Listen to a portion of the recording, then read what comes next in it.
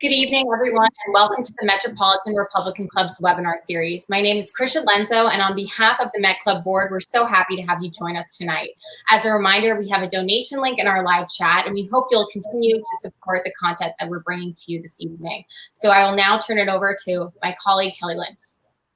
Thanks, Krisha. So tonight we are happy to introduce James O'Keefe.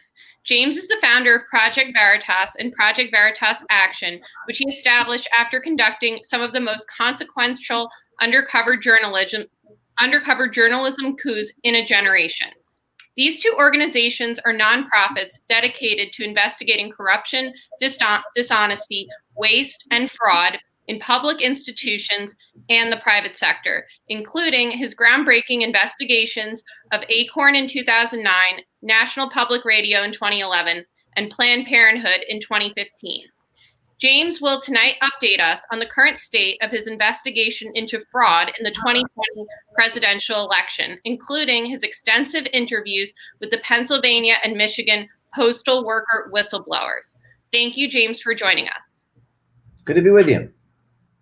Thank you. So our first question is just talking a little bit about some of the early work you did with Project Veritas and how you got started. So can you tell us about your early work taking undercover videos and exposing the wrongdoings in liberal community organizing, really, with respect to ACORN in 2009, NPR in 2011, and Planned Parenthood in 2015?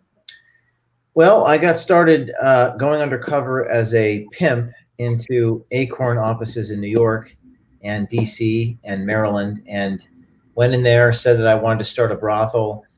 My colleague Hannah Giles was dressed like a prostitute, and we said we wanted to start various houses, disguise the underage prostitutes on the tax forms, and these workers told us how to do this. They said that we could get tax write-offs for the underage prostitutes, so we released these tapes one at a time. This was 10 years ago. And it was a different world back then.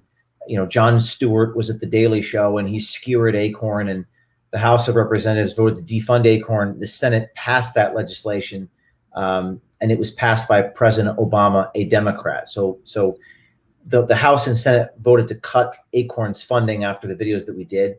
And it was really a tribute to citizen journalism, sort of the journalism of outrage, exposing wrongdoing and corruption and fraud in a way that was incontrovertible.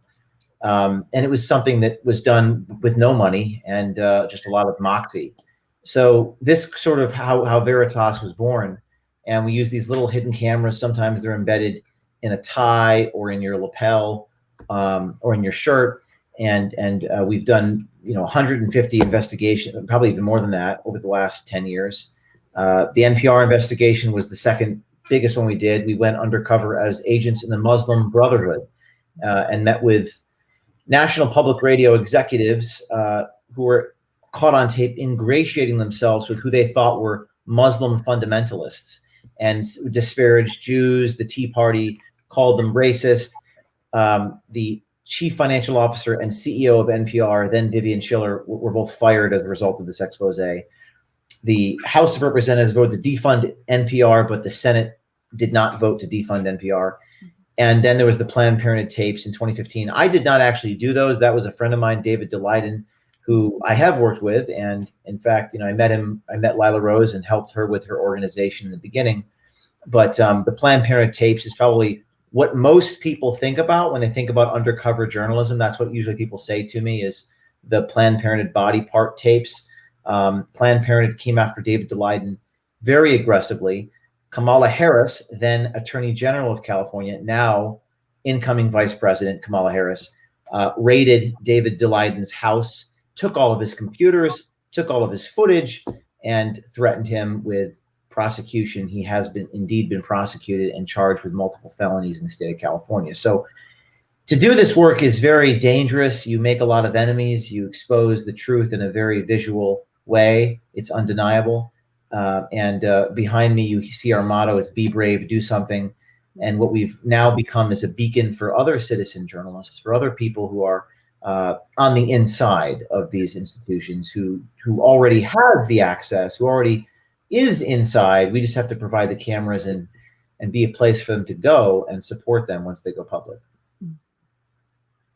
That's great. And we're so happy to see how much Project Veritas has grown in the last 10 years and all the expanding investigations you guys have gotten involved with. So our next question is, what advice would you have for other young conservative activists who are looking to get involved in similar things or start an organization like yours or another type of activist group?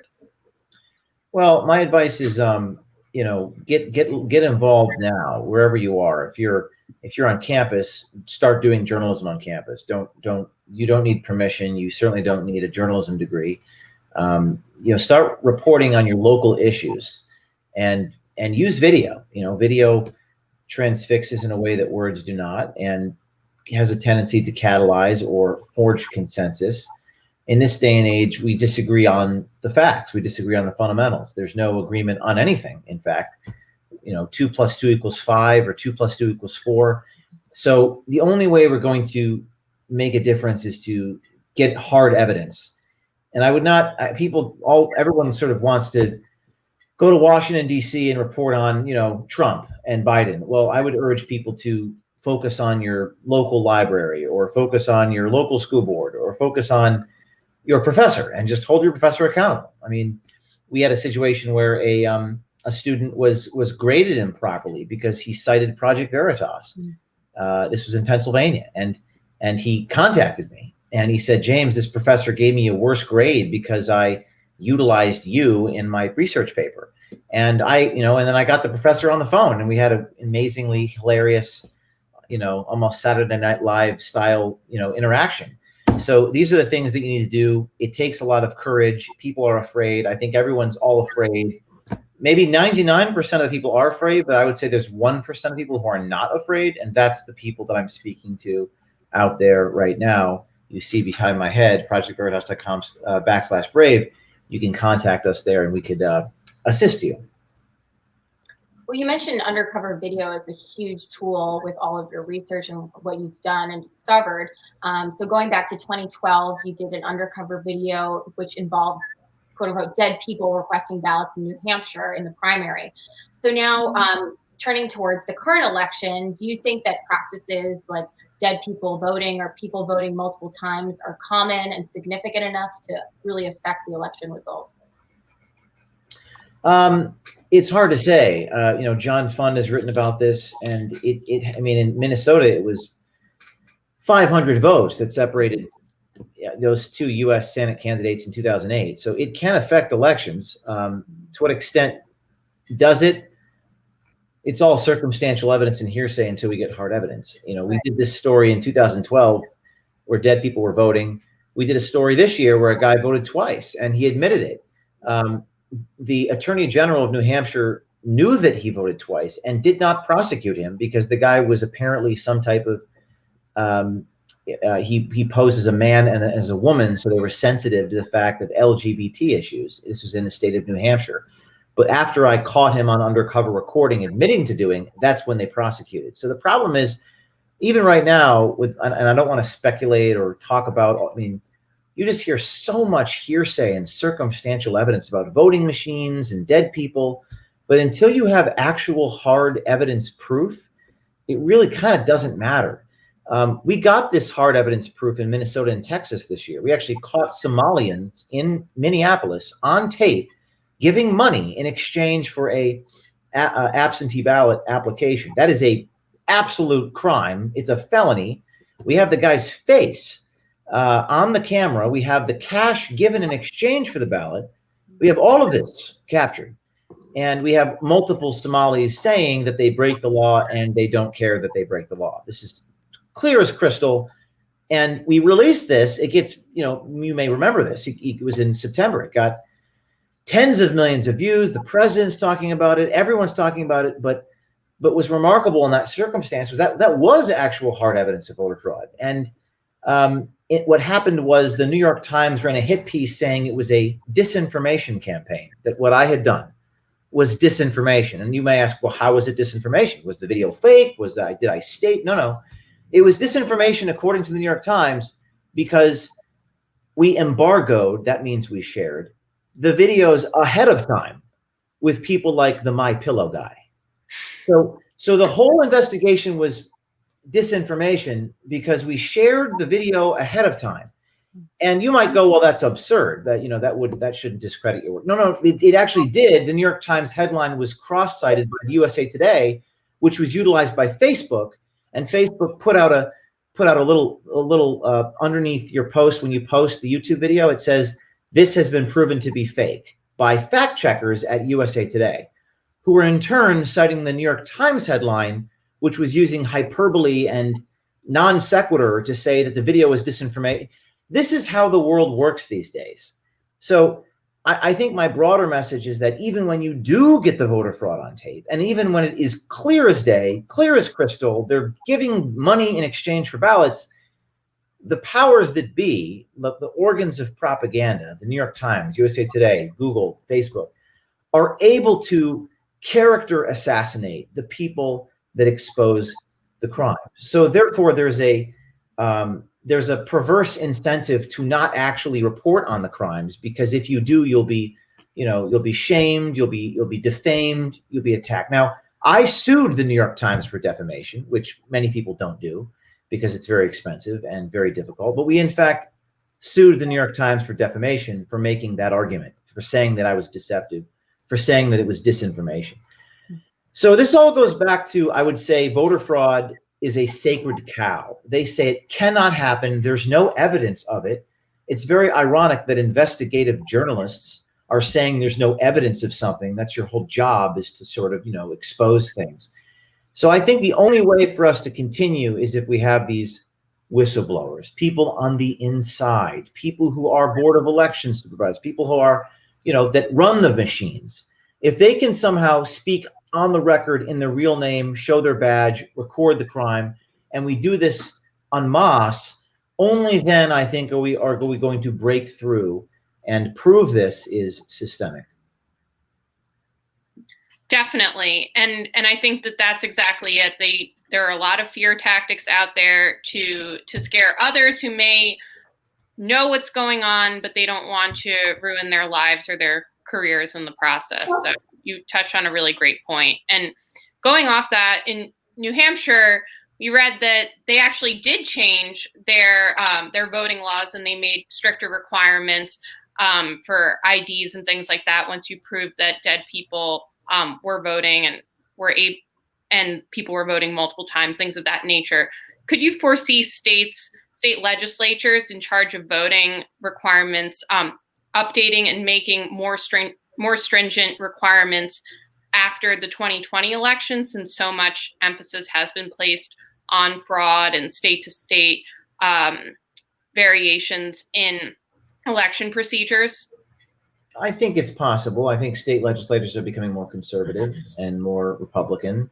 So that's certainly possible. And in the state of New Hampshire, Governor Lynch, who's a Democrat, in 2011 vetoed voter ID legislation, but the videotapes were so powerful of these dead people or dead people's ballots being offered out to strangers on tape that the people of New Hampshire overrode the governor's veto in the House and the Senate. And I think our country is going to enter a state of, what Charles Murray has coined advanced sclerosis, where solutions are beyond the legislative process. You have total split, whether it's 50-50 if the Democrats win in Georgia, which they may not, but let's assume that those two Democrats win. You'll have a 50-50 split in the Senate with Kamala breaking the tie. Maybe you have 49-51. So, and then you have a Democratic president. So our country, nothing is going to, no laws are going to be passed. And our government is completely broken, in my opinion. So I think the real way to reform things is through exposure. Because again, I go back to this concept of, if we don't even agree on that 2 + 2 = 4, to quote, I should get royalties for pitching George Orwell all the time. I should get money from whoever is the publisher of 1984. By the way, 1984 was the year I was born. Oh, wow. So, I mean, if we can't agree that 2 + 2 = 4, what difference does it make? Who's elected? I mean, we have to solve the more fundamental problem. And that's what Veritas is about. It's about trying to form some type of moral consensus around these issues. I would think that 80% of the American people should agree on facts. But I guess we are quite literally split right down the middle on the basics. So I view this as a, I don't know, a different solution, that we need a different way to think about our political system in this country at this point. And we cannot rely upon legislatures to try to affect change until we get that hard evidence that, Sidney Powell has been talking about. We have to get the hard evidence of what is going on. That's the most important thing that we can do. Well, speaking of hard evidence, turning to the whistleblowers who you say are, critical at this moment. Can you tell us more about the Michigan and Pennsylvania postal workers, the whistleblowers who came forward and said that the USPS stamped fraudulent November 3rd postmarks on ballots that were picked up well after Election Day? So how much, obviously we've seen the videos, but can you explain how much they've been bullied and your communications with them? So we've had multiple whistleblowers in Michigan and Pennsylvania come forward to talk about how they witnessed ballots being backdated, or they were instructed to backdate ballots. We've had one in Michigan, and we've had two in Pennsylvania, plus a guy in Pennsylvania. These are all postal workers, USPS. Guy in Pennsylvania say they're actually throwing out Trump mail. And one of these guys actually signed an affidavit. Mm-hmm. And when he signed the affidavit, the first guy in Michigan was interrogated by federal agents, and then he got an attorney. The guy in Erie, Pennsylvania, signed the affidavit, and then federal agents came to his work and interrogated him for 4 hours. The guy named was Richard Hopkins. Mm-hmm. And Richard Hopkins recorded the federal agents interrogating him, but they made him sign something, and they would not give him what he signed. And he asked to speak with his attorney. He was not allowed to. He was not allowed to leave. And these two federal agents interrogated Richard Hopkins, the U.S. postal worker in Erie, Pennsylvania, who said that he saw a backdating ballot, for 4 hours, and said, "We're trying to scare you. We want to, change what you said." And these are like normal people. These are not people like you and I who really follow politics. These are not people who really even consume much news. They just see something bad, and they're sort of salt of the earth people. And these are the sorts of people that are the heroes that constitute our program. And Richard took out his phone and recorded these federal agents interrogating him.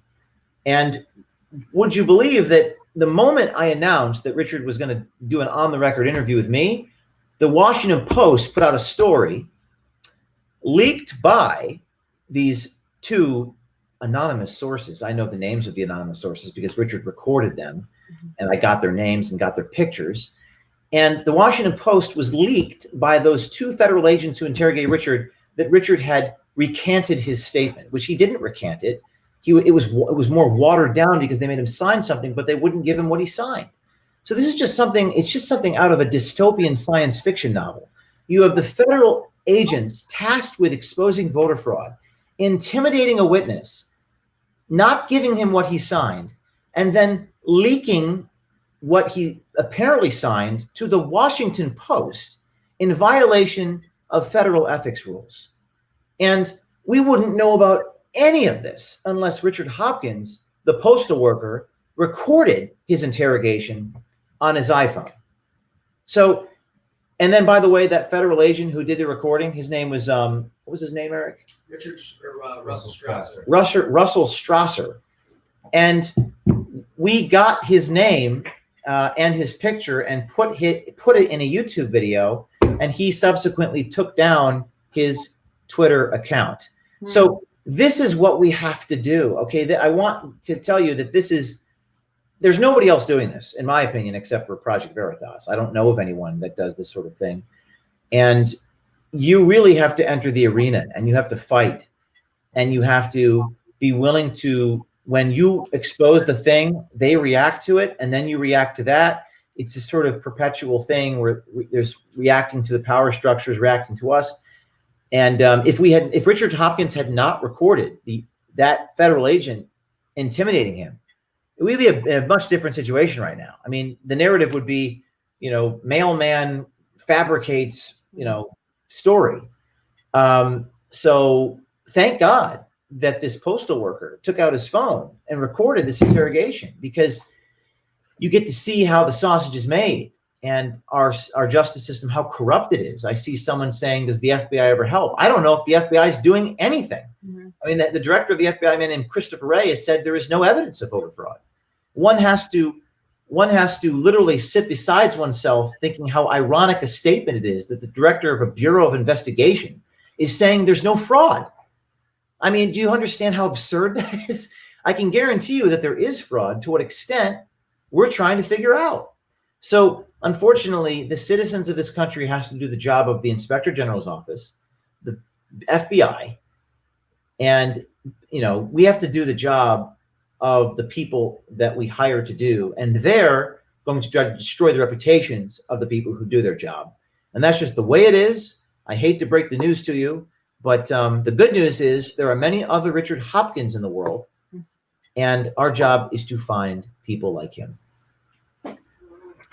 That's a crazy story. I did not realize that that was how the Washington Post initially wrote those stories and produced those headlines saying that the whistleblower had recanted his story, because I remember seeing that at the time and then seeing that it was reversed. But that is great. Thank you for sharing that. And going off that, obviously President Trump is still the president right now.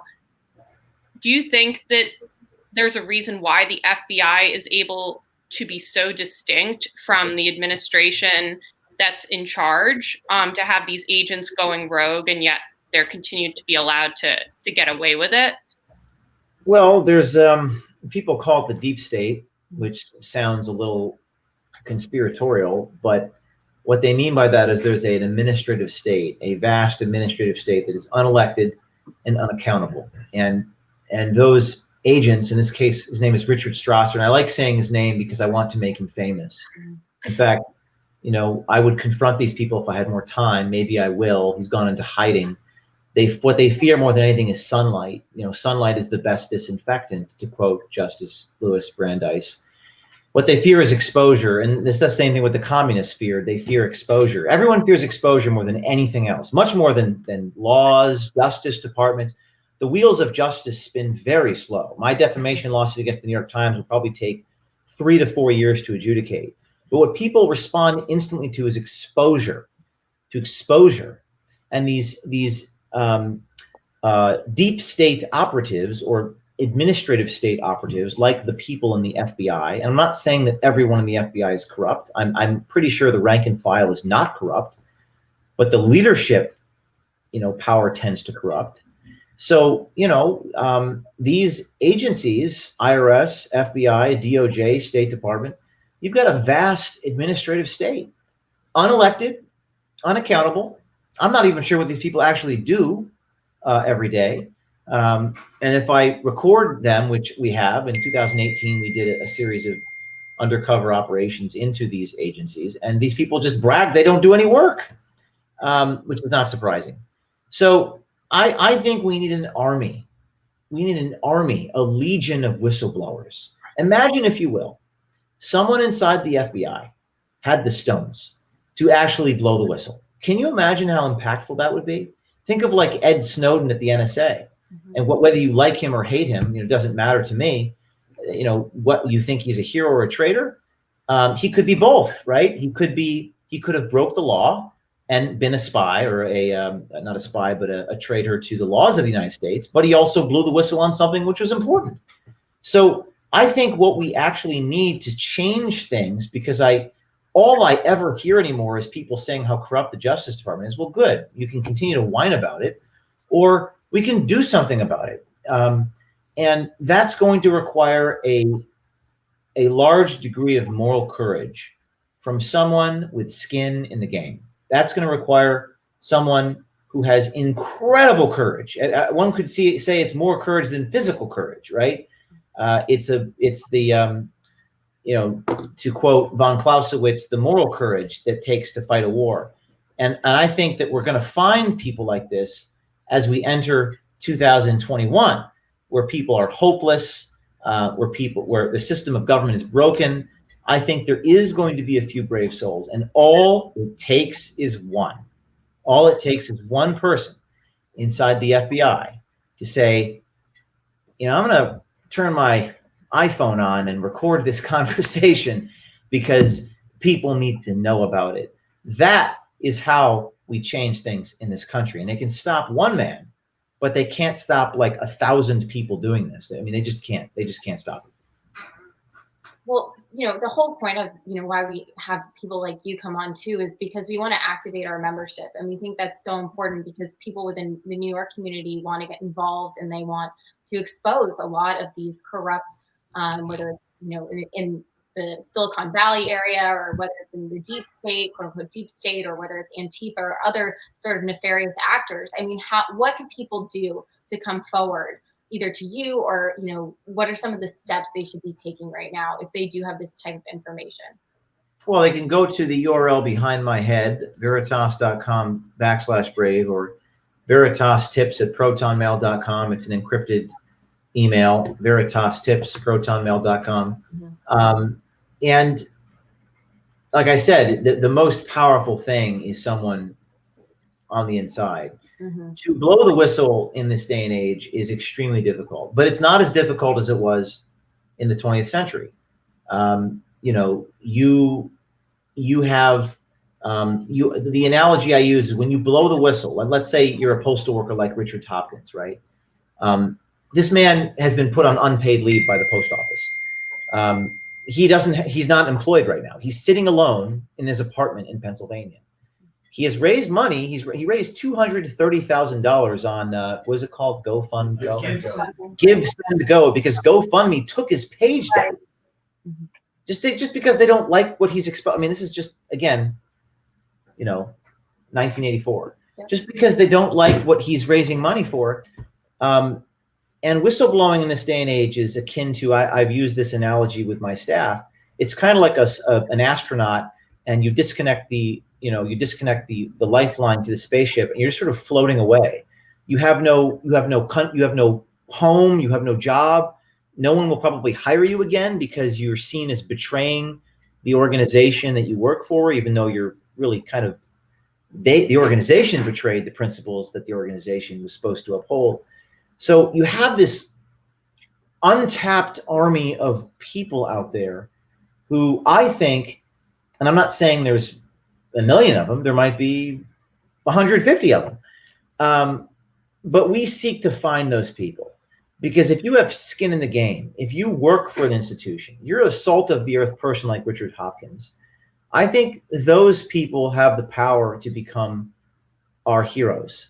And it's deeply moving to hear someone like Richard Hopkins of the UPS, or Zach McElroy of Facebook, who blew the whistle on Facebook's algorithms, or Eric Cochran of Pinterest, who blew the whistle on how Pinterest was censoring Bible verses on the platform. And what Eric Cochran said, and he currently works for me full time, I hired him, is he said that, I'm going to be dead one day, and sort of ashes to ashes, and I what's the point of life if not to make a difference?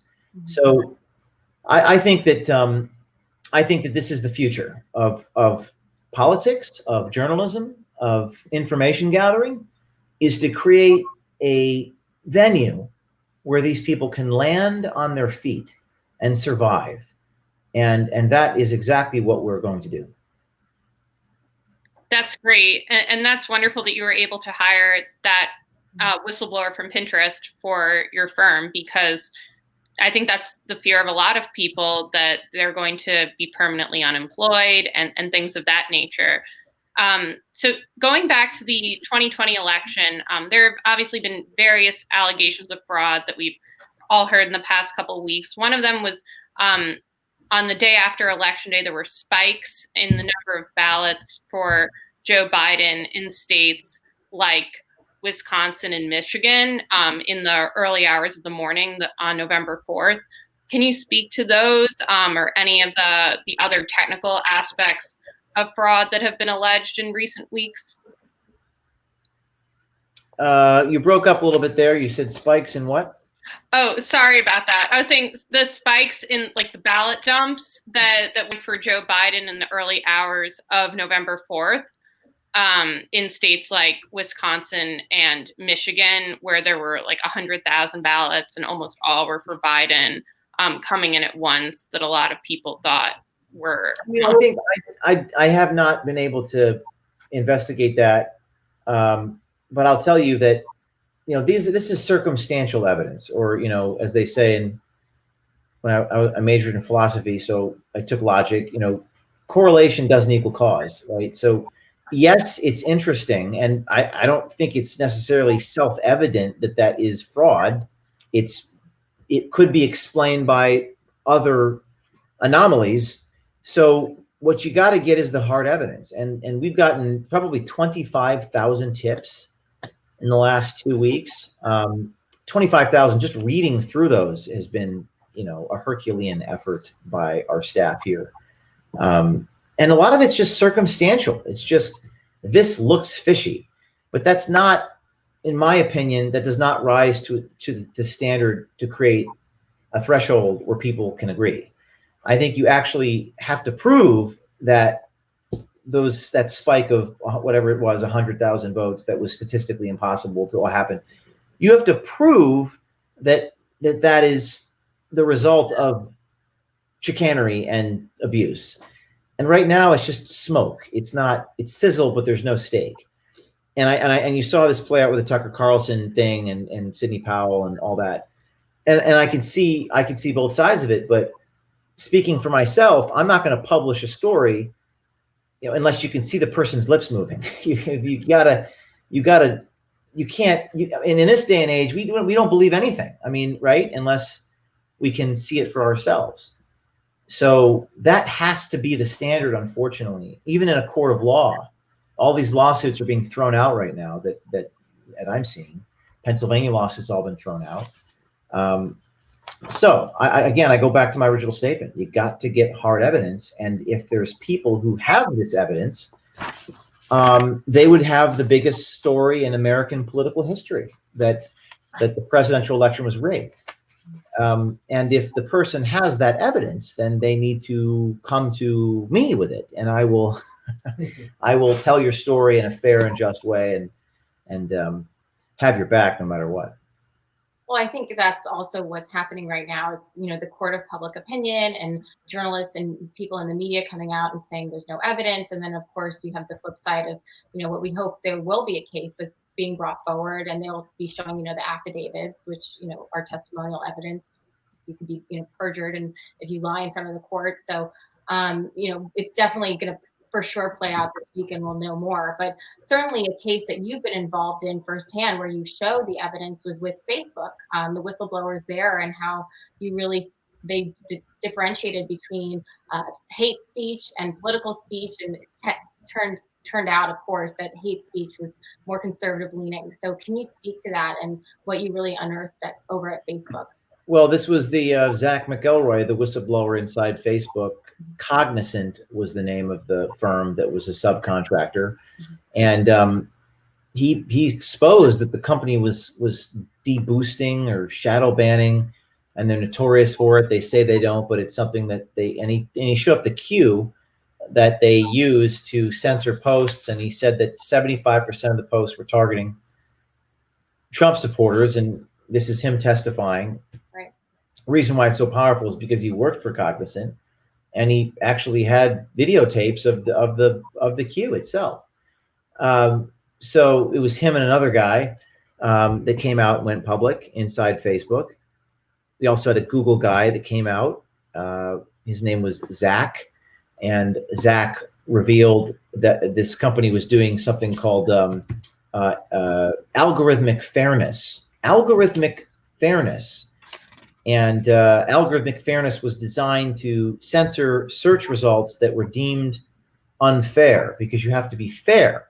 So what does that mean? Well, let's say you're searching for, board of directors racial makeup. In corporations, Google will show you results that they deem fair, but really they should be showing you the reality of what the world is, not what they deem fair. So Zach blew the whistle on this.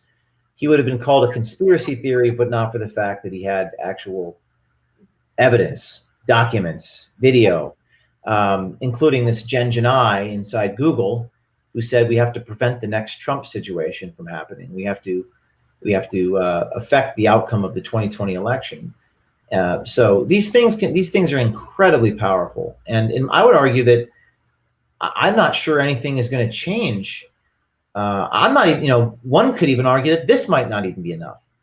That we are headed necessarily towards some type of civil unrest in this country. Another one that someone mentioned in the comments was Kerry Porch. This is the man who worked for CNN, and he recorded Jeff Zucker's 9 a.m. phone calls for a number of weeks, and indeed recorded Zucker on tape preaching what his agenda was, that impeachment, we have to focus on impeaching the president, impeachment is the story.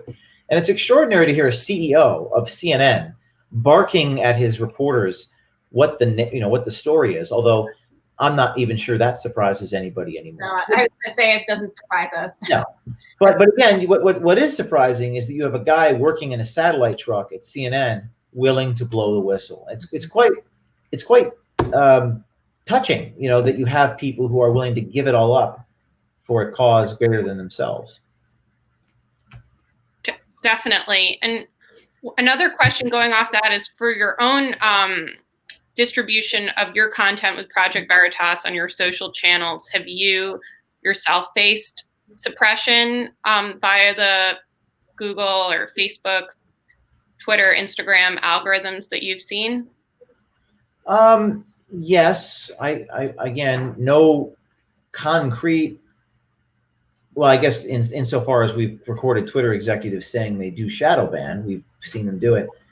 But we've been remarkably successful, probably be more successful if we weren't shadow banned. But our videos have gotten, on Twitter, we're talking 10 million views just on one video. And we've had a lot of success the last 2 months just on Instagram and Twitter, just putting the videos right online. And I think content is king. That's our mission, our motto at Project Veritas. In other words, if the content is strong enough, people will share it. And even if the powers that be at Twitter and Google censor you, you'll get other people will share it. Like, what if I just emailed the clip to 20,000 people and said upload it? It'll just organically spread. So really what it comes down to in the final analysis is the content strong enough? Because if it is, people will just burn it and then re-upload it because people will want to see it. We do have video clips of Twitter, and Instagram deboosting us. We have a video of Twitter removing retweets, for example. So we've caught them doing this. But like I said, if you get a federal judge on tape accepting a bribe, people are just going to share it themselves, and Twitter can't ban everyone. So I think it's the information war comes down to what do you got, and then it'll just sort of spread itself. So we're going to turn to some of the questions that people wrote into us and are actively writing in the comments right now. Someone wrote, how does the FBI ever react to your work once you expose a problem, and what do they say? The FBI reacts by putting me on a felony list where I can't buy a gun. That's how the FBI react. I'm not a felon. I've never committed a felony. But the FBI actually put me on a NICS list, which was unconstitutional, and I sued the FBI, and I won.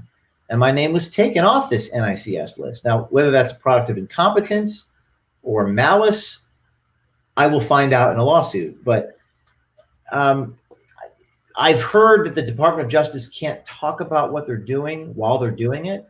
Mm-hmm. I've heard that the DOJ can't even prosecute these crimes 30 days before a presidential election.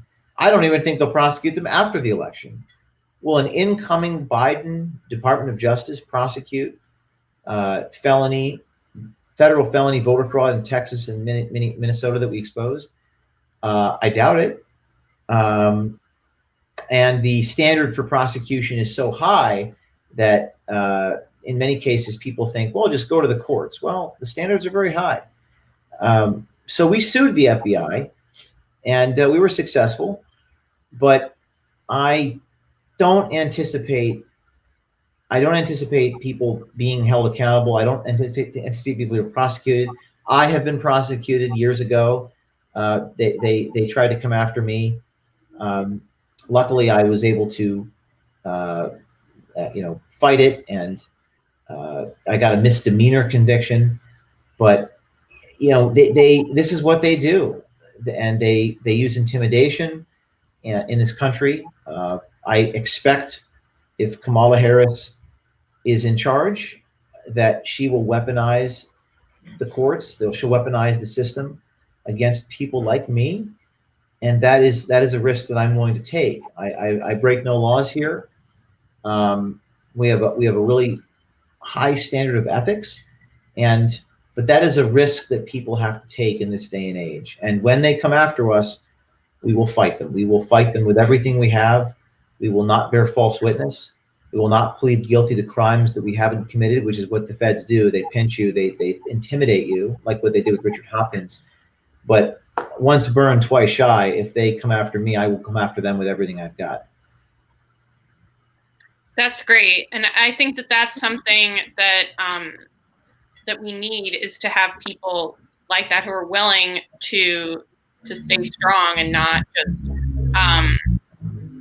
just give in and plead because they're under pressure by an activist Department of Justice, something we're hoping we're not going to see in the coming years, but we don't know. But if another question we have is, if the Democrats get away with stealing this election in 2020, why wouldn't they just rinse and repeat for the Georgia runoffs in January, and then in 2022 and 2024 elections and beyond?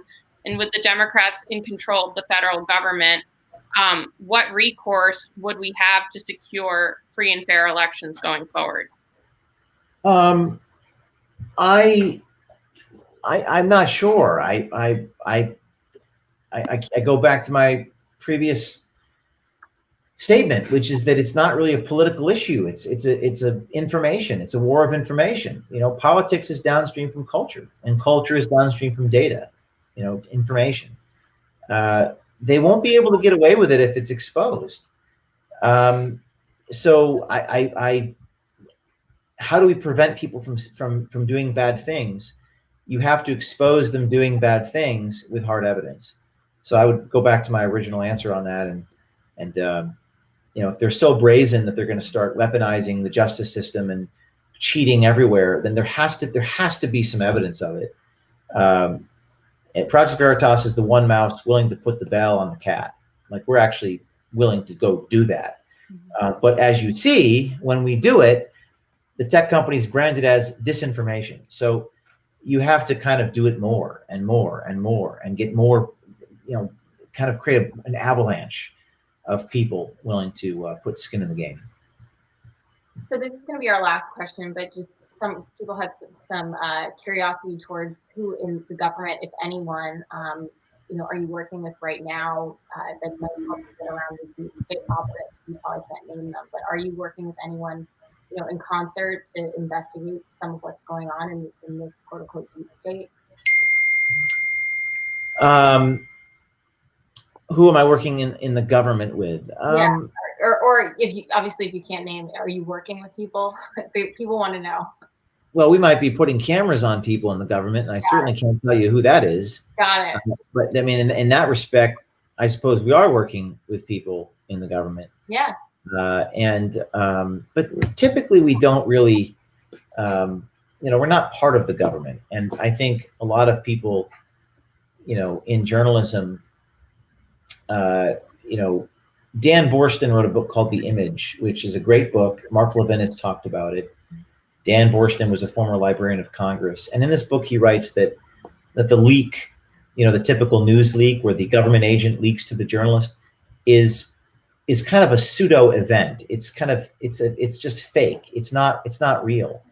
And I maintain a distance from my, from government, from the establishment.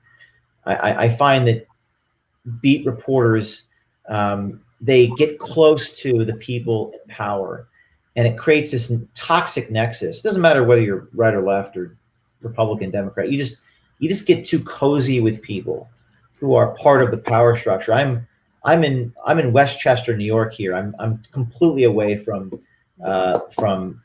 everything for good reason, and we're very successful like that. So we don't really work with the government. I've been asked to. People have tried to co-opt me. They've tried to, get access to our sources, our tips. But that's not really what I do.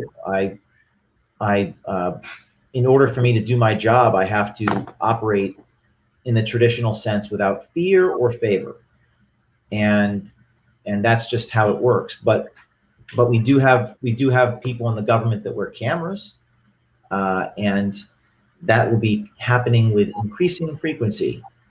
ProjectVeritas.com/brave is where you can go to get involved in that one. I mean, that's really what we wanted to say again. Can you just please lay out for our audience we're going to also put it on our site, of course, but we're sending them your way. We're sending the whistleblowers your way. So if you could just let us know how we can help and what we can do to be more involved. Well, the number one thing people can do is share the videos, right? That anyone can do that. You can just put the video on your social media. That makes a difference. The second thing you can do is you can donate. We're a tax deductible nonprofit. You can go to this website right behind me and you can make a donation. And that's easy, if you can't. Or number three, you can fight. You can wear a camera. If you have a family member who is a whistleblower or an insider, you can talk to them and we can give you a camera and you can record what's going on. There's a lot of corruption in New York City, as we all know. So, those are the three ways you can fight. You can fight, you can support those who fight, or you can do nothing. Those are your three choices. It's very simple. Fight, support those who fight, or do nothing. And I think that more and more people are going to be fighting in the coming months ahead. We certainly hope so. And we're so grateful for your time this evening and all the hard work your team is doing. I mean, realistically, you're acting as in our eyes, another branch of government, because our government in many ways has failed us. So we're so grateful and thankful for your time and for your insights. Thank you for having me. Thank you. Thank you, James. Take Bye-bye. care, everyone, and have a good night.